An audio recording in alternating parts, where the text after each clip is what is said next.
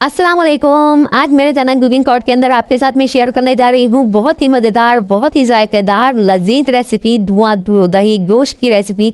गोश्त की ये रेसिपी यकीन करें आपने एक दफ़ा बना ली तो आप उंगलियां चाटते रह जाएंगे। बहुत ही जायकेदार, बहुत ही मज़ेदार ये धुआं दही गोश्त बन के तैयार होता है। सॉफ्ट और जूसी बीफ के साथ मैं इसको आपके साथ शेयर करने जा रही हूँ। बहुत ही आसान रेसिपी है, बहुत ही ट्रेडिशनल है, ऑथेंटिक है। तो शुरू करते हैं इस रेसिपी को। धुआं दही गोश्त बनाने के लिए सबसे पहले मैंने यहाँ बड़े का गोश्त मैंने आधा किलो लिया है। अच्छे से धोकर मैंने इसको छलनी में रख दिया था।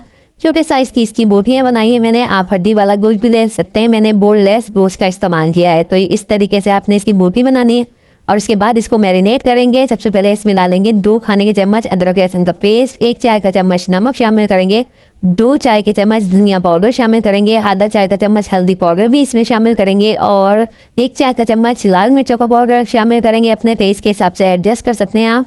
आधा चाय का चम्मच इसमें कश्मीरी लाल मिर्चों का पाउडर शामिल करेंगे और 2 अदद हरी मिर्ची कूट कर मैंने इस पे शामिल कर दी है। यह है कच्चा पपीता, इसकी स्किन मैंने उतार दी थी, यानी ऊपर से छील कर इसको पेस्ट बनाकर तकरीबन इसका 2 खाने के चम्मच हम इसके अंदर शामिल कर देंगे। कच्चा पपीता ना हो तो आप इसकी जगह कचरी पाउडर का भी इस्तेमाल कर सकते हैं। ये मैंने 100 ग्राम दही ली है, यानी आधा कप दही इसके अंदर शामिल करेंगे। अच्छे से फेंट कर शामिल कीजिएगा।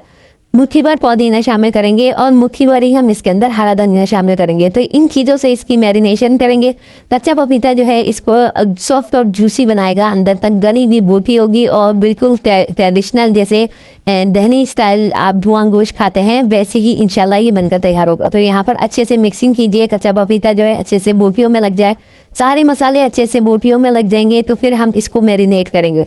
कम से कम मैरिनेशन इसकी 6 घंटे की है, वरना ओवरनाइट इसको फ्रिज के अंदर रख सकते हैं आप। और इसके बाद जब ये मैरिनेट हो जाएगा तो एक देगची लीजिए, उसमें आधा कप तेल डालेंगे और 2 अदद मीडियम साइज की प्याज आप इसमें बारीक स्लाइस करके शामिल कर देंगे। प्याजों को शामिल करने के बाद इसको मीडियम फ्लेम के ऊपर हम फ्राई करेंगे।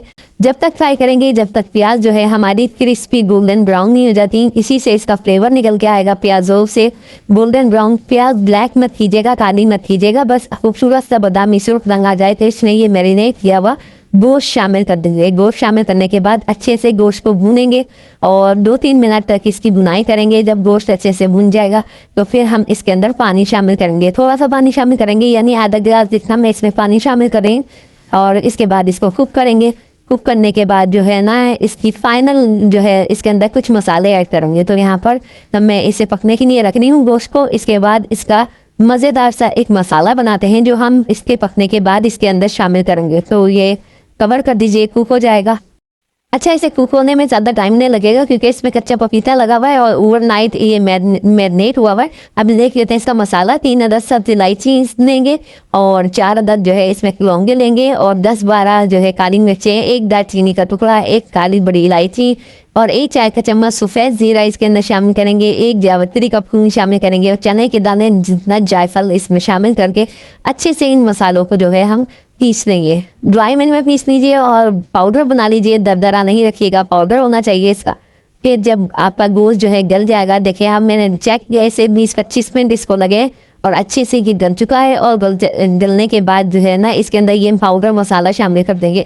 मज़ेदार सी खुशबुएँ आनी शुरू हो गई हैं, बहुत ज़बरदस्त सी खुशबुएँ आ रही हैं और आपने अच्छे से इस मसाले को मिक्स करना है। मिक्स करने के बाद इसमें डालेंगे 1 अदद हरी मिर्चें कट करके डाल दीजिए और इसके बाद हरी मिर्चों को भी अच्छे से मिक्स करके इसके ऊपर लगाएंगे खोले का दम, क्योंकि ट्रेडिशनल है और धुआं दही गोश्त है तो इसके अंदर खोले का दम लगाना ज़रूरी है। तो इसके अंदर हम एक कोल पीस रखेंगे और इसके ऊपर थोड़ा सा तेल डाल के जब इसका धुआं उठने लगेगा तो इसको कवर करेंगे तकरीबन 2 से 3 मिनट के लिए। बहुत ही मज़ेदार, बहुत ही जायकेदार, कमाल की रेसिपी बनकर तैयार होती है। बस एक दफ़ा आप इसे ट्राई कीजिए, उंगलियां चाटते रह जाएंगे। इस धुआं दही गोश्त की बार बार मेहमान आपसे फरमाइश करेंगे, रेसिपी पूछेंगे क्योंकि ग्रेवी वाली रेसिपी है, दावत मेन्यू में परफेक्ट रहती है। नान चपाती के साथ खाइए, बहुत ही जायकेदार मज़ेदार लगती है और ये सॉफ्ट एंड टेंडर गोश्त इसना बहुत ही मज़े का लगता है। जब आप ये रेसिपी बनाएंगे तो उंगलियां चाटते रह जाएंगे। बहुत ही शानदार, बहुत ही जायकेदार बनके तैयार होती है। इसी तरह की पाकिस्तानी फूड रेसिपीज मेरे चैनल पर आपको मिलती रहती हैं।